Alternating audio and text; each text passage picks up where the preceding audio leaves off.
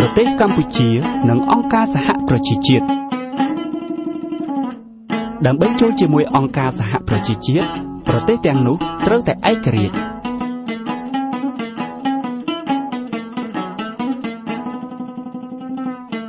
ក្រោយសង្គ្រាមលោកលើកទី2ដំណើរការនៃការរំដោះខ្លួនចេញពីអាណានិគមបានចាប់ផ្ដើមឡើង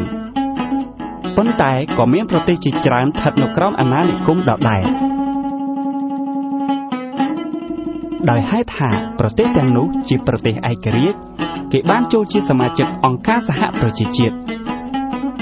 ប្រទេសកម្ពុជាបានទទួលឯករាជ្យពីបារាំងនៅឆ្នាំ1953ហើយចូលជាសមាជិកអង្គការសហប្រជាជាតិនៅឆ្នាំ1955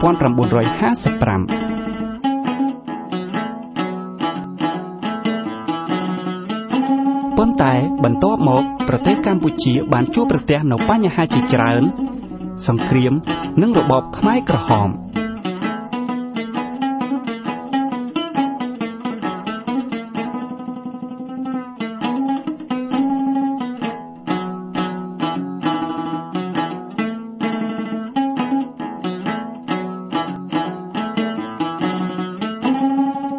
នៅដើមទសវត្សរ៍ឆ្នាំ1990អង្គការសហប្រជាជាតិបានបញ្ជូនកងកម្លាំងអ៊ុនតាក់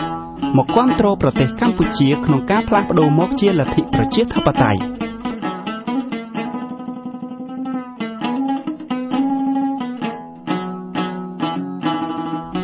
ផ្នែកមួយនៃការផ្លាស់ប្ដូរនោះគឺរដ្ឋធម្មនុញ្ញថ្មីមួយត្រូវបានបង្កើតឡើងរដ្ឋធម្មនុញ្ញគឺជាច្បាប់កំពូលនៃប្រទេសច្បាប់នេះត្រូវបានអនុម័តនៅឆ្នាំ1993